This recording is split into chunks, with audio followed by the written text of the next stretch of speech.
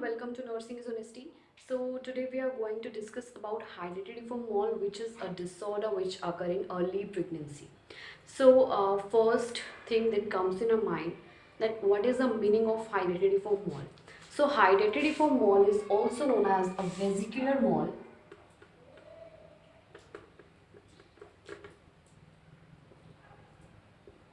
Hereditary for mole is a gestational trophoblastic malformation.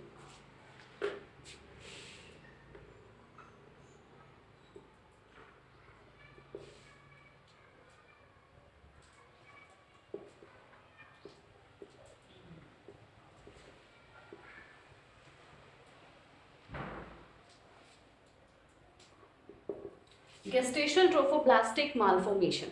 So gestational means कि जो gestational period के during ही arise हो, and trophoblastic means जो trophoblast एक term है, आपने study किया होगा. अगर आपने fertilization का topic study किया हुआ है तो trophoblast एक terminology आपने study की होगी. Malformation means disorder. So मैं आपको superficially development of fertilised ovum का टॉपिक स्टडी करा देती हूँ. उससे आपको हेरेडिटरी फॉर मोल को अंडरस्टैंड करना थोड़ा इजी हो जाएगा.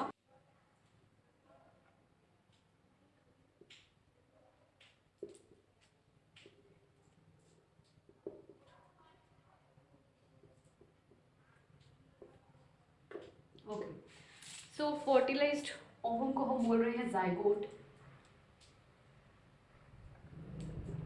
तो ये अपनी जर्नी को कंटिन्यू करता है जाइगोट एंड यूट्रस तक पहुंच जाता है 3 to 4 डेज में. फ्लोपियन ट्यूब के थ्रू 3 to 4 डेज में यूट्रस तक रीच कर जाता है. आफ्टर दैट क्या होता है, सेल डिवीजन होती है. सेल डिवीजन में क्या होता है, फर्टिलाइज्ड ओवम जो है वो सेगमेंटेशन के प्रोसेस के थ्रू मीन्स सेल डिवीजन के थ्रू डिवाइड होता है इनटू 2 सेल्स में. The fertilised ovum get divides into 2 cells.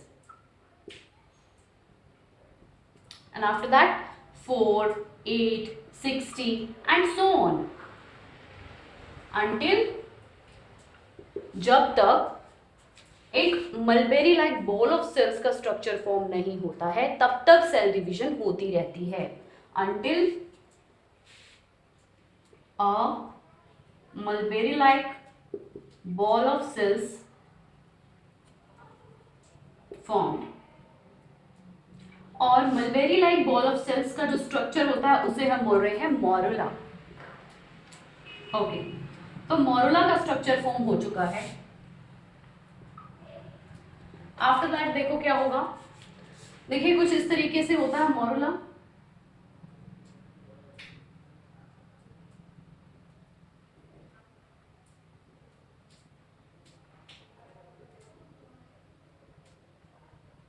Okay, जो मोरुला है उसमें फ्लूइड का एक्यूमुलेशन होता है, फ्लूइड का कलेक्शन होता है जो फर्दर ब्लास्टोसिस्ट में कन्वर्ट हो जाता है. मोरुला से बनेगा ब्लास्टोसिस्ट. देखिए ब्लास्टोसिस्ट में compact mass of cells present होते हैं.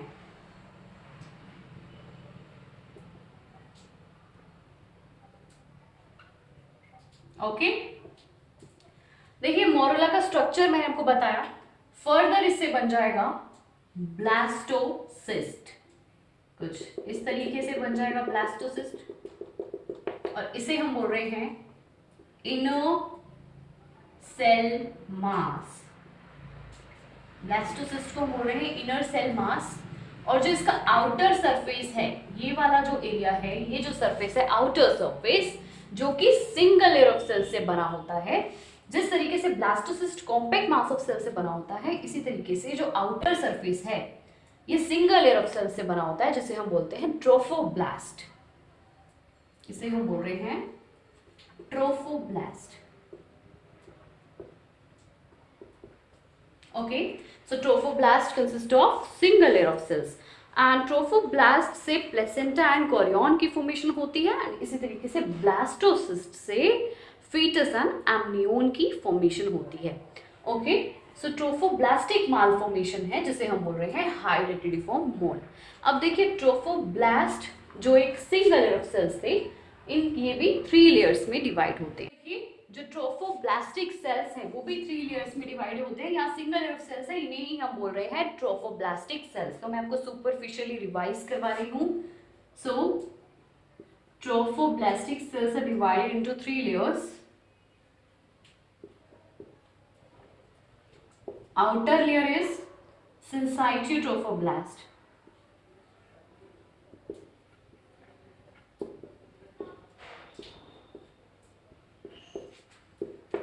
Inner layer is cytotrophoblast. And third one is mesoderm. So देखिए जो भी फीटस को न्यूट्रिएंट्स प्रोवाइड कराने का काम करती है वो करती है सिंसाइटोट्रोफोब्लास्ट, जो कि ट्रोफोब्लास्टिक सेल्स हैं। एंड जो साइटोट्रोफोब्लास्ट सेल्स हैं, देखो इनका क्या काम होता है, ये कॉर्पस ल्यूटियम को इन्फॉर्म करते हैं that pregnancy has begin. Cytotrophoblast inform the corpus luteum that the pregnancy has begin.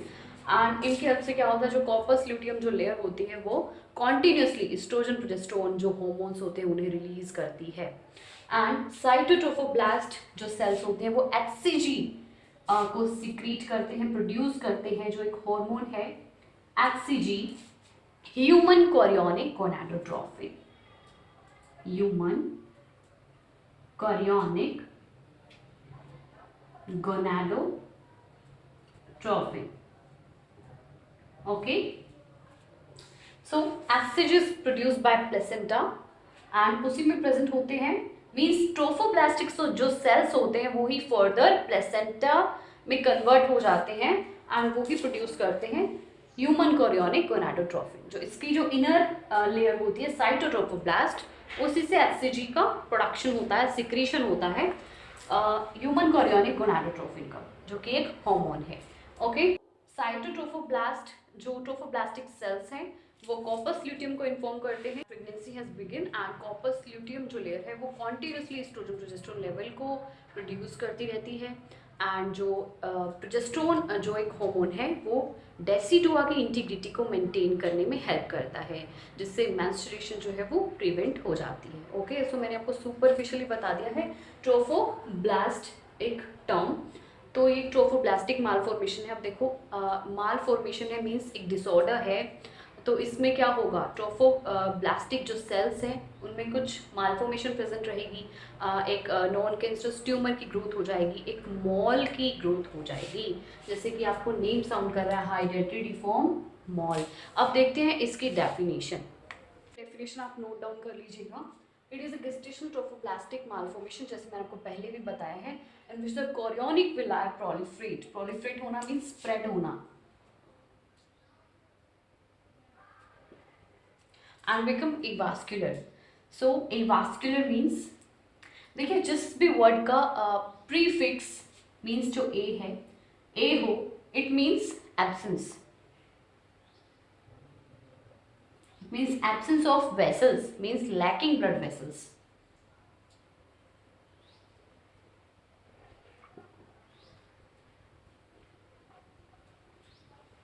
Okay, so chorionic विलाइज को जान लेते हैं। देखिए कोरियोनिक विलाई प्लेसेंटा में प्रेजेंट होती है। सो ये एक रफ डायग्राम ड्रॉ कर रही हूँ। मान लीजिए प्लेसेंटा है, तो यहाँ पर प्रेजेंट होती है कोरियोनिक विलाइज। वैसे मैंने को पहले भी कोरियोनिक विलाइज के बारे में बताया हुआ है फीटल हार्ट सर्कुलेशन के टॉपिक में, तो अगर आपने स्टडी नहीं किया है तो आप चेकआउट कर सकते हैं, वीडियो ऑलरेडी अपलोड की हुई है। सो कोरियोनिक विलाइज प्रेजेंट होती है प्लेसेंटा में, इनके थ्रू होता है गैस एक्सचेंज। मीन्स जो डीऑक्सीजनेटेड ब्लड होता है वो ऑक्सीजन गेन कर लेता है, उसी प्रोसेस को हम बोलते हैं गैस एक्सचेंज, और जो कि कोरियोनिक विलाइज के थ्रू होता है। प्लेसेंटा में प्रेजेंट होती है कोरियोनिक विलाइज। ओके, हाइड्रेटिडिफॉर्म मॉल के केस में कोरियोनिक विलाइज प्रोलिफरेट हो रही है, मीन्स स्प्रेड हो रही हैं एंड एवास्कुलर हो रही हैं, मीन्स लैकिंग ब्लड वेसल्स। उनके थ्रू जो भी है गैस एक्सचेंज नहीं हो पाएगा, और इसके रिजल्ट में आप बोल सकते हो फीटल की डेथ भी हो सकती है, और ये एक अर्ली प्रेगनेंसी का डिसऑर्डर है, तो एम्ब्रियो की ही डेथ हो जाएगी। ओके, तो अब देखते हैं इंसिडेंस। अब देख लेते हैं incidence. So first point is the incidence. So देखो इंसिडेंस बोल सकते हो, अकरेंस बोल सकते हो, प्रिवलेंस बोल सकते हो। So incidence is high at the beginning and the end of childbearing period. So incidence जो होता है मीन्स हेरिडिटरी फॉर्म मॉल होने का रिस्क जब होता है या तो होता है बिगनिंग में मीन्स अंडर 20 एज में या फिर at the end of child bearing period over 40 years of age.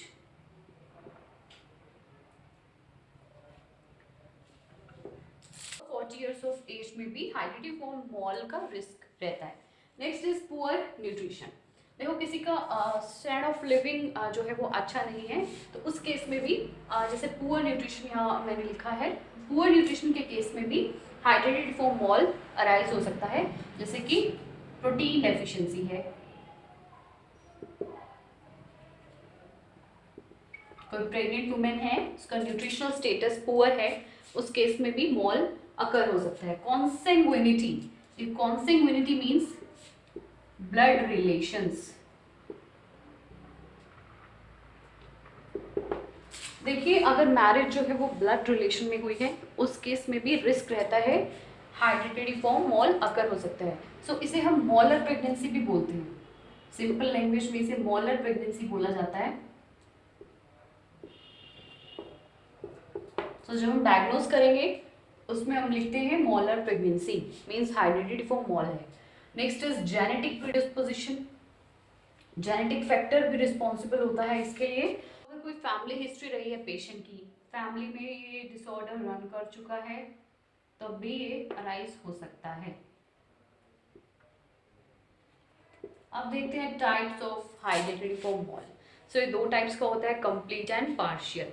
देखिए types of hydatidiform mole, जो फर्स्ट टाइप है वो है कंप्लीट हेरिडिटरी फॉर्म मॉल. तो जैसे इसका नेम साउंड कर रहा है, ये कंप्लीट एक मॉल की फॉर्मेशन हो जाएगी, एक ट्यूमर की फॉर्मेशन हो जाएगी. And this type of mole contains no evidence of embryo, cord और membranes.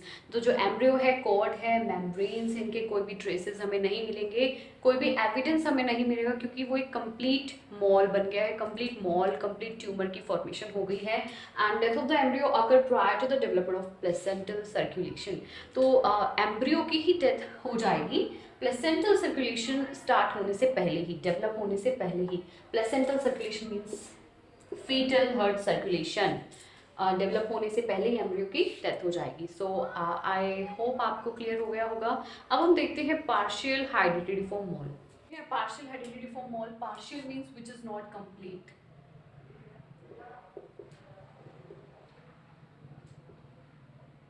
In this type, evidence of embryo, fetus or amniotic fluid may be found. इसमें जैसे कि कंप्लीट हेरिडिटरी फॉर्म मॉल में हमें कोई भी एविडेंस नहीं मिला था, तो इसमें हमें एविडेंस मिलेगा एम्ब्रियो का, फीटस का या फिर एमनियोटिक सैक का. And as death occurs at 8 और 9 वीक. तो 8 या फिर 9 वीक पे ही फीटस या फिर एम्ब्रियो की डेथ हो जाएगी. इसे एम्ब्रियो तो आप नहीं बोल सकते, फीटस की डेथ हो जाएगी.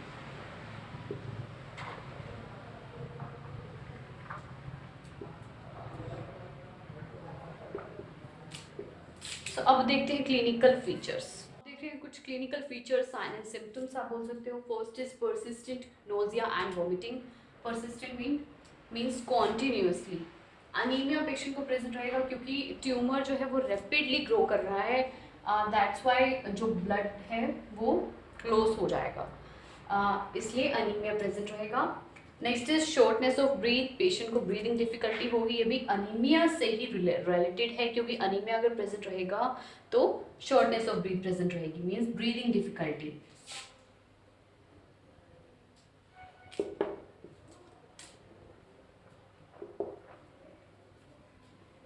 Okay, next one is no FHT. FHT means fetal heart tones.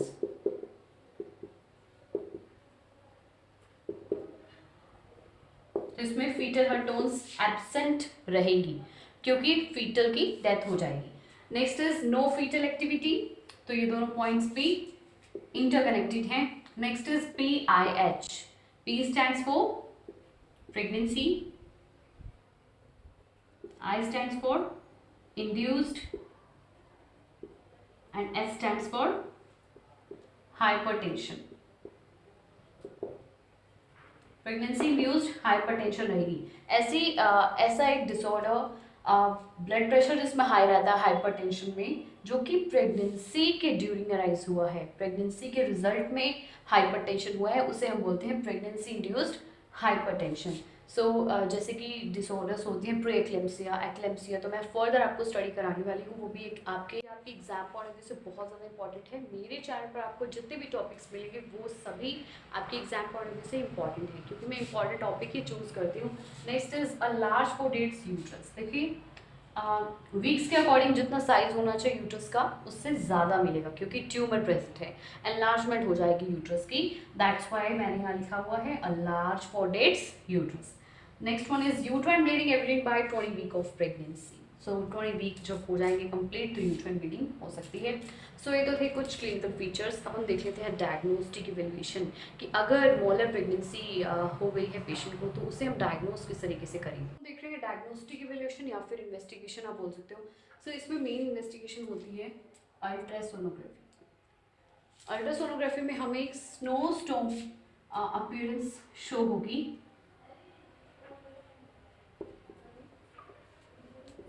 Uterine cavity में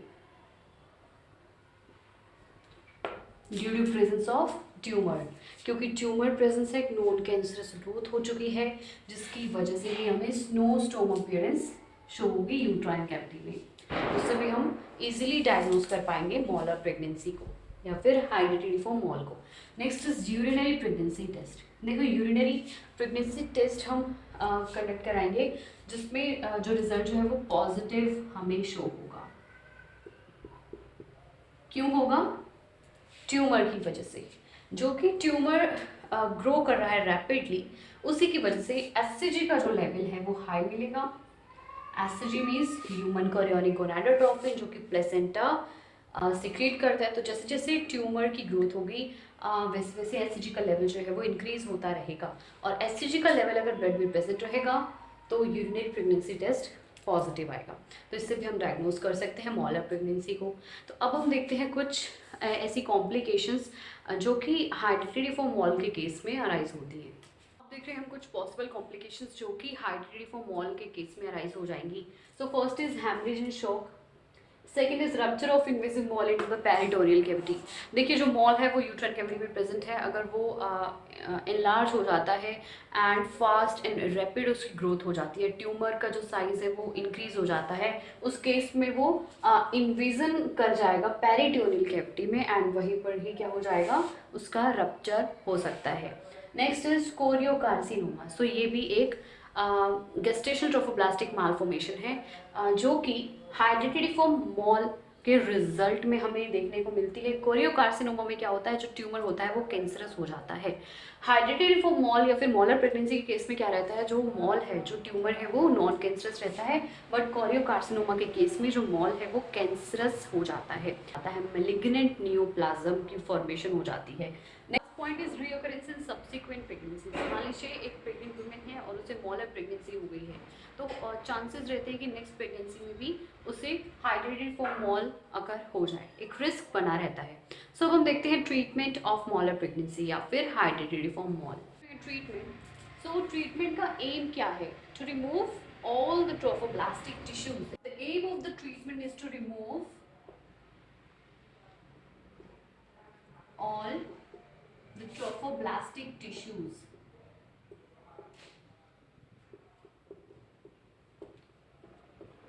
देखिए ट्रोफोब्लास्टिक टिश्यूज को कंप्लीटली रिमूव करना बहुत ज़्यादा इंपॉर्टेंट है, क्योंकि अगर ट्रोफोब्लास्टिक टिश्यूज जो हैं वो इंटैक्ट रह गए तो हो सकता है कि हाइड्रेटिडिफॉर्म मॉल जो है वो कन्वर्ट हो जाए कोरियोकार्सिनोमा में, जिसमें जो ट्यूमर है वो मैलिग्नेंट हो जाएगा, मीन्स कैंसरस हो जाएगा। ओके, आफ्टर दैट देखिए अगर किसी भी प्रेग्नेंट वुमेन को अगर हैमरेज हो गया है, शॉक हो गया है, जो कि कॉम्प्लिकेशन मैंने आपको बताया था, अगर हैमरेज और शॉक अराइज हो गया है, उस केस में हम पेशेंट को रिससिटेट करेंगे एंड आफ्टर दैट मॉल को इवैक्यूएट कर लेंगे। वैक्यूम एस्पिरेशन भी कर सकते हैं मॉल की, डायलेशन एंड क्यूरेटिज की प्रोसीजर की हेल्प से भी कर सकते हैं। डायलेशन एंड क्यूरेटिज जब हम करेंगे तो हमें सर्विक्स को फर्स्टली डायलेट करना पड़ेगा with the help of laminaria tents. Next हम प्रोवाइड कराएंगे प्रोस्टेग्लैंडिन्स।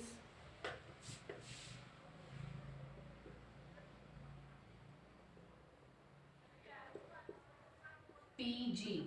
प्रोस्टाग्लैंडिन से क्या होगा? Prostaglandins prevent the formation of blood clot and also prevent the bleeding.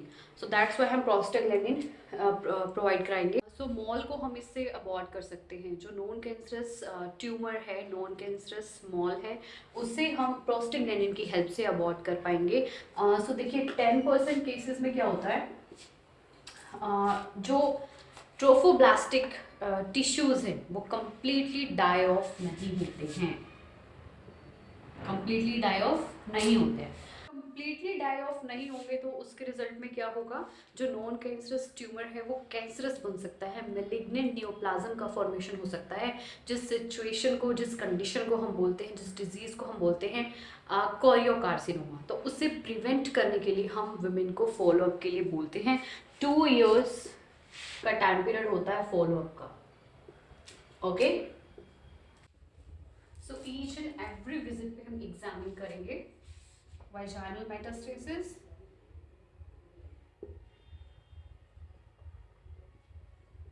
And सब involution of uterus.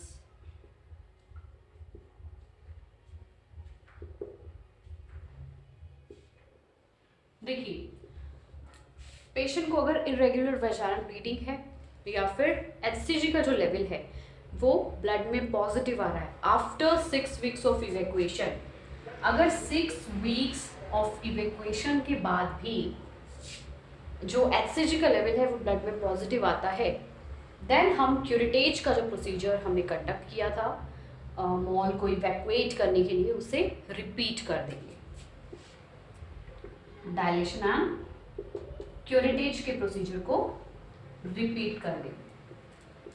Okay, and अगर HCG का लेवल 20 इंटरनेशनल यूनिट पर ml से हाई रहता है, मोर देन 20 इंटरनेशनल यूनिट पर ml, देन हम कीमोथेरेपी प्रोवाइड कराते हैं.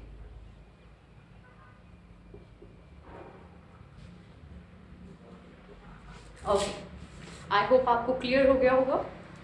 इंस्ट्रक्शंस हमें पेशेंट को देनी है, जैसे कि प्रेगनेंसी को अवॉइड करना है during the follow up period, and जो IUCDs होते हैं इंट्रा यूट्राइन कॉन्ट्रासेप्टिव डिवाइसेस, उन्हें भी कॉन्ट्रा इंडिकेट करना है ड्यूरिंग द फॉलोअप पीरियड, क्योंकि इनसे इन्फेक्शन हो सकता है. एंड अदर जो हार्मोनल मेथड्स होते हैं कॉन्ट्रासेप्शन के, जैसे कि ओरल जो कॉन्ट्रासेप्टिव पिल्स हम लेते हैं उन्हें भी अवॉइड कर देना है. जब तक HCG का लेवल नॉर्मल नहीं आता है तब तक अवॉइड करना है. एंड पेशेंट को emotional and psychological support provide कराना है, एजुकेशन प्रोवाइड करानी है. तो आई होप आपको आज का टॉपिक क्लियर हो गया होगा.